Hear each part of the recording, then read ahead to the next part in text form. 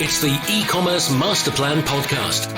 Here to help you solve your marketing problems it's and grow Chloe your here with another e-commerce episode business. of the eCommerce Cutting Master through Plan the podcast. hype to bring you This episode is inspiration part and of our advice from 2020 the e-commerce eCommerce Master sector Plan and Growth beyond. Series, Here's sponsored your by host, Omnisend. Chloe Thomas. And it's a special type of show that I know you all love to listen to. How do I know that? Because I see the numbers.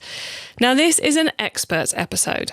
An episode where I invite some of my excellent e-commerce friends to answer the following question.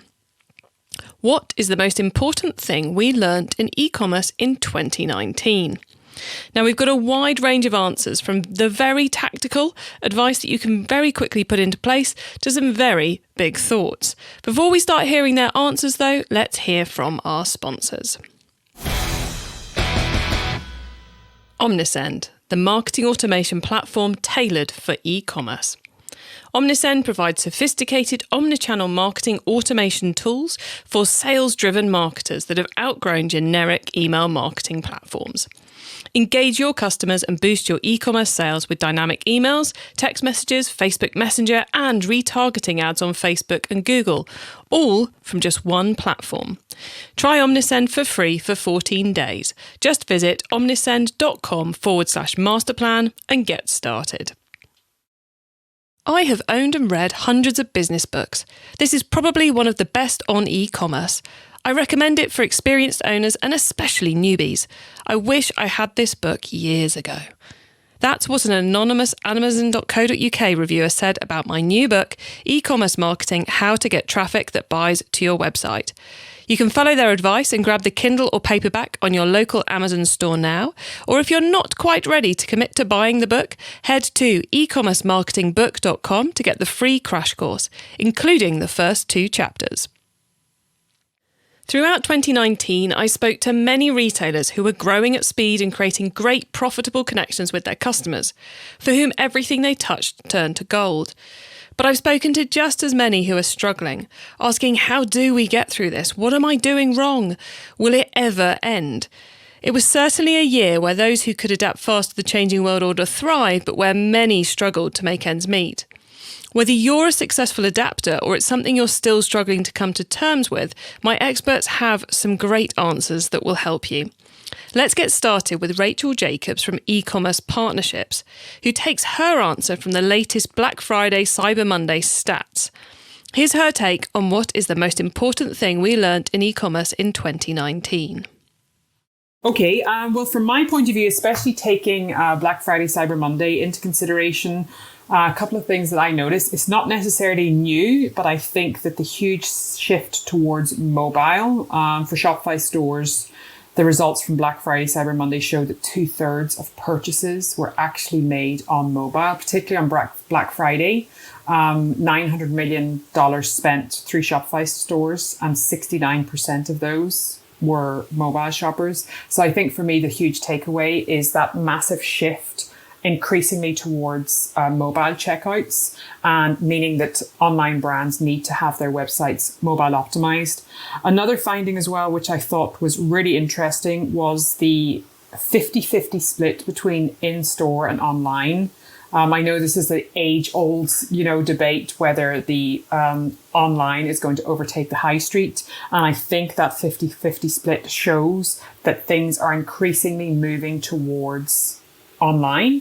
Now, that's not to say that the high street is going anywhere. It's absolutely not. But what that means for brands that have an omni-channel business, that are online and offline, they need to ensure that they have the right technologies around their business to sync up that entire omni-channel experience for the customer, allowing customers to come in, to go online to, for example, choose items online and then pick them up in store, or purchase stuff in store and be able to return them online, and vice versa. So for me, they were the biggest takeaways for 2019, the shift towards mobile and that omni-channel feel that things are increasingly moving more towards online.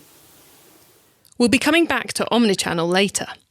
If you're looking to get your tech platforms up to date and working across both omnichannel and mobile, you'd do well to pay attention to the lessons learnt by our next expert.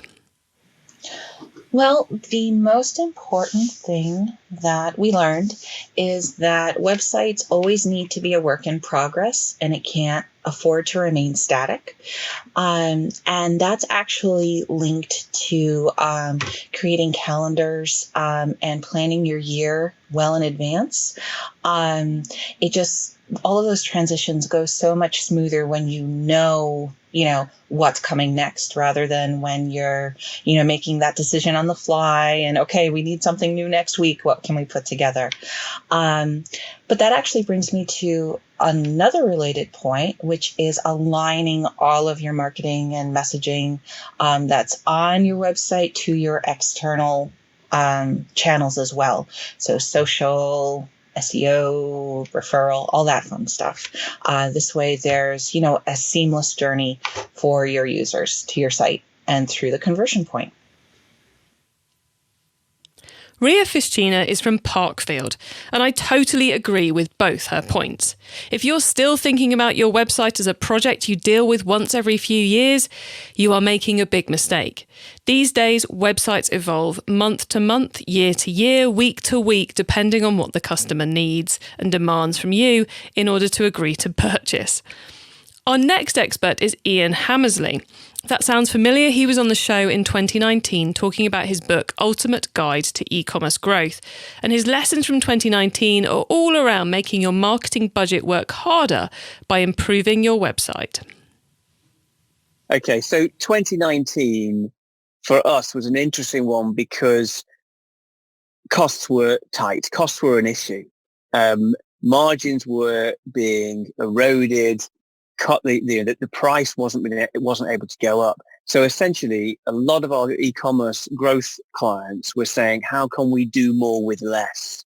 And they got to a point where there was only so much money they could pay for traffic. So they had a budget of £10,000, £20,000 a month. They wanted to know, well, how can we carry on growing? How can we cut our costs and carry on growing?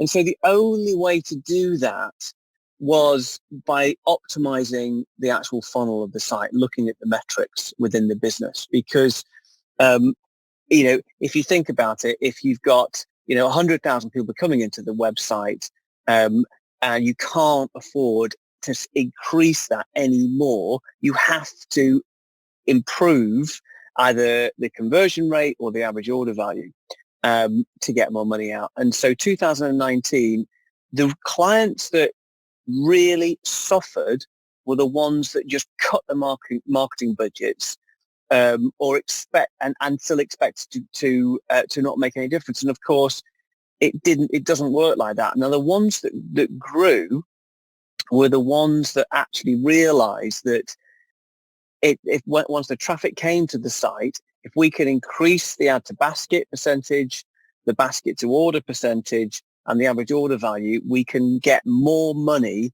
out of the same spend. And in some cases, the marketing departments were asked to reduce their budgets. So we had to get more out of less. And I think that's where the only way to do that is to optimize the actual site and look at the fundamental maths behind it and the KPIs.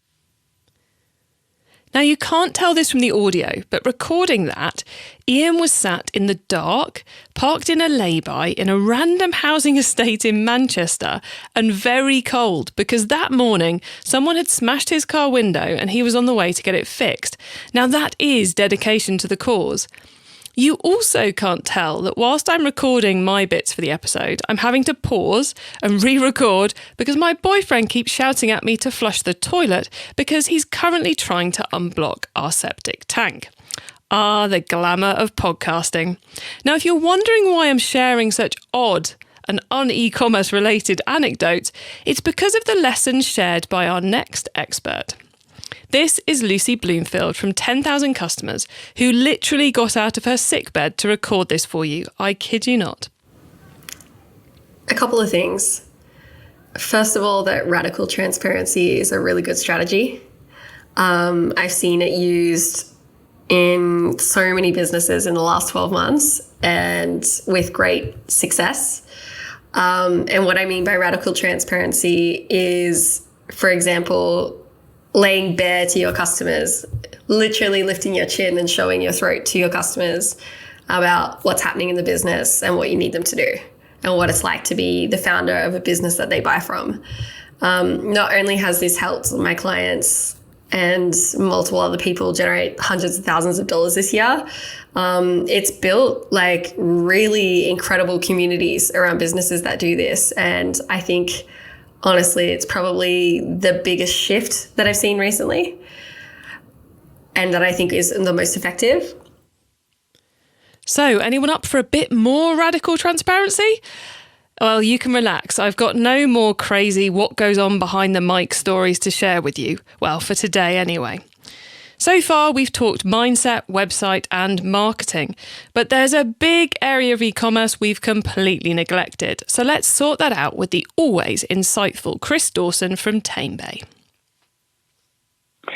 I think the most important thing we learned in e-commerce in 2019 is that it's not enough to have a cracking website or rely on a marketplace if you can't deliver a superb delivery experience to your end customer, your consumer.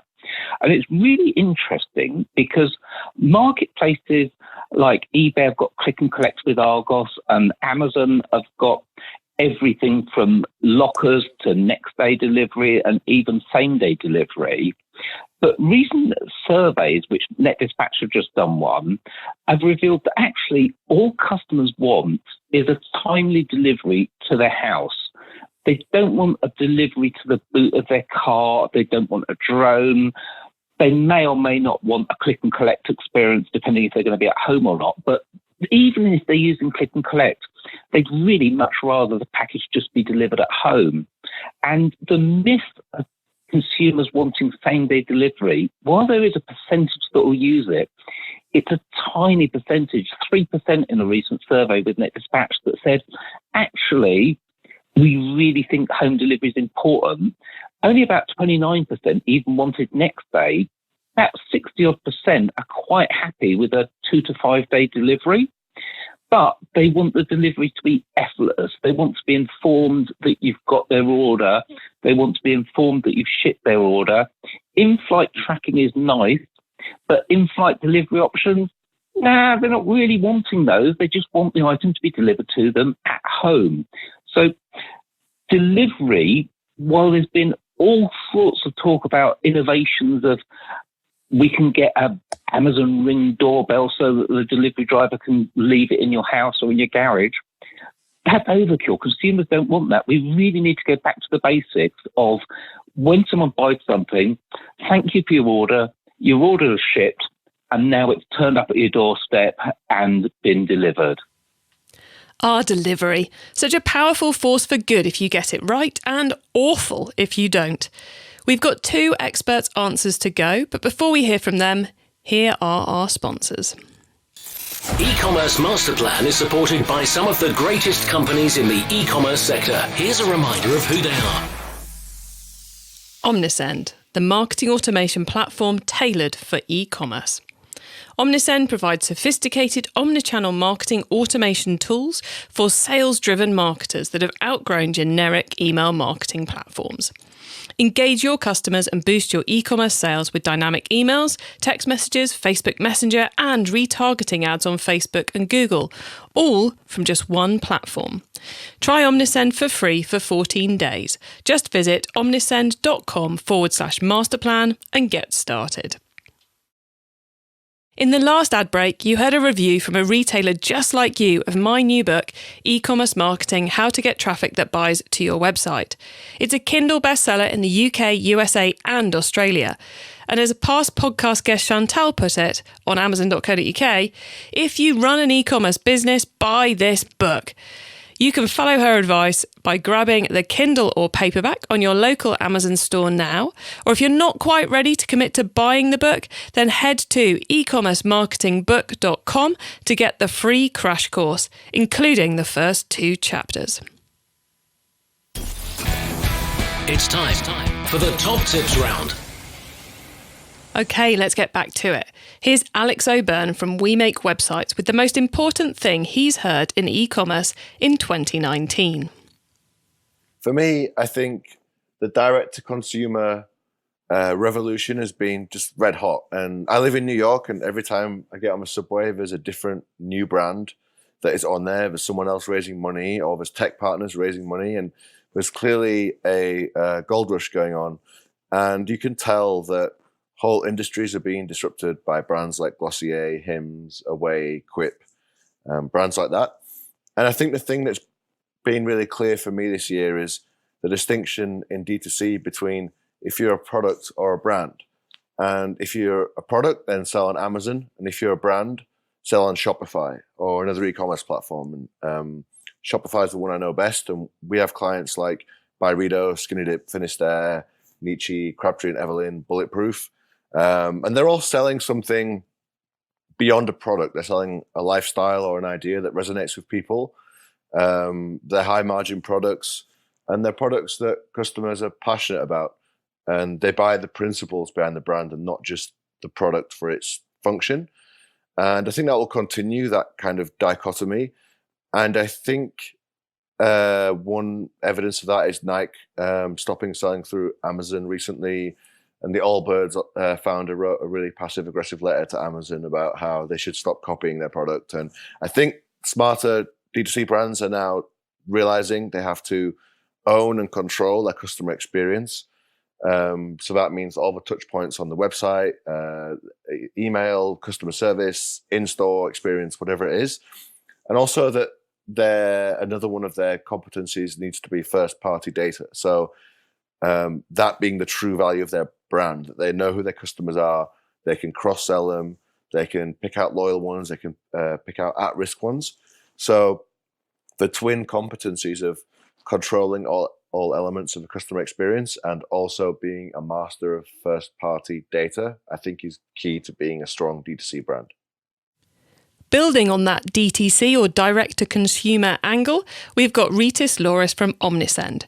Ritis was recently on the show talking about omnichannel marketing, and you guys loved that episode. And he's bringing a whole host more insight for you right now. I would say there are two things which we learned of the market, e-commerce market learned into in 2019. So the first, direct-to-consumer concept, I would say, proved itself finally. And we kind of had those new emerging brands for quite a while, which some of them became really popular, some of them died. But the concept was really recognized, but by beginners in the market, those who just launching their businesses, and like direct to consumer was something which they took as disrupting concept of selling and disrupting concept of running their businesses. So it was kind of early adopters. And I would say in 2019, we got this trend then of early majority start doing this. So all the old school companies started thinking about direct to consumer, launching their online stores, separating to different brands. So a couple of examples to be mentioned is one of our customers, let's say Unilever. They're launching a lot of different like smaller online stores to sell different brands products to their consumers directly, like removing the middleman, removing the retailers, doesn't matter if they're online or offline, and focusing into all this huge corporation, focusing into like smaller brands, building autonomous teams who are running and will be running both those brands, their marketing, etc. Second example is Nike pulling out their stock out of Amazon. So they're kind of taking a huge risk, I would say, here, while risking with a huge amount of their revenue, which definitely Amazon is generating for them now. But it's, again, a great proof that all those great brands, big brands, they are choosing direct-to-consumer model and even choosing not to work with some middleman. And the third thing, which is really shows a huge proof of like direct to consumer as a concept being recognized by the majority of people, is like Shopify growth. So how many new stores have been launched in a single year, like hundreds of thousands of them. So that shows that both just entrepreneurs, beginners, they see a lot of opportunities to run their own businesses, not on Amazon, not on the high street or Etsy, all those marketplaces, but run their own brands, run their own stores on one hand, and on the other hand, large players, corporate players, old school players are seeing that as opportunity as well. So yeah, I would say this is the first huge trend in 2019. The second huge trend, which we really see and we really believe that it's going to continue, it's omnichannel as a concept. So we see that both traditional offline brands are finally kind of fully moving online and really becoming digital native companies, digital first companies, instead of having something just an addition on online. And the second trend, those completely digital native direct consumer brands, they're opening either their flagship stores, let's say in New York City and in London, in some major cities, they are having stores where the experience is completely different to what we used to have before in retail stores, where you have sometimes register before you come into a showroom, waiting in the queues to get in. Then you have this all full digital experience there as well. Then it performs more as a showroom, and you fit. If it works for you, then you just order and it's being delivered to your home the same day, or maybe you just wait and get it from the warehouse by the exit. So it's one of those examples, and or maybe it's some kind of even a trend of pop-up stores. So the market of pop-up stores, 1 day, 2 day, 3 day stores, it's really raising, and the market of pop-up stores is growing worldwide as well. So it's really the proof of omnichannel is being adopted by all the retailers. And of course, omnichannel for marketing, it's a new trend which is already for quite a while. But I would say 2019 was the first year. Then the second channel for customer retention and customer retention communication, a part of email, raised, and really SMS is living renaissance, and SMS is getting more and more popular, and it's really proving by ROI. By terms of ROI, it's a very great channel, and by adoption rates throughout online stores and throughout e-commerce players is really increasing. So I would say omnichannel is a huge second trend, both combining offline and online experience, and starting really doing marketing in omnichannel way.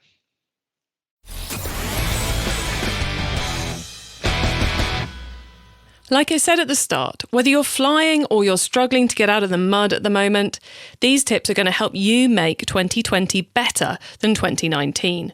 We've summarised each tip and included links to all the guests and any tools they've mentioned in the show notes. And you can get those by heading to ecommercemasterplan.com/podcast, where you will find a link to this show. I hope you've enjoyed this interview from our 2020 e-commerce master plan growth series, sponsored by Omnisend. We've got another 8 episodes in the series for you, so make sure you check them all out. Now, we get a lot of people finding the e-commerce master plan podcast for the first time during our growth series. So if that is you, please don't forget to hit the subscribe button, and also let me know what you think of the show by adding a review. You can do that in Apple Podcasts, Spotify, or your player of choice. Have a great week and keep optimizing. Thank you for listening to the e-commerce master plan podcast. Find out more at ecommercemasterplan.com/podcast.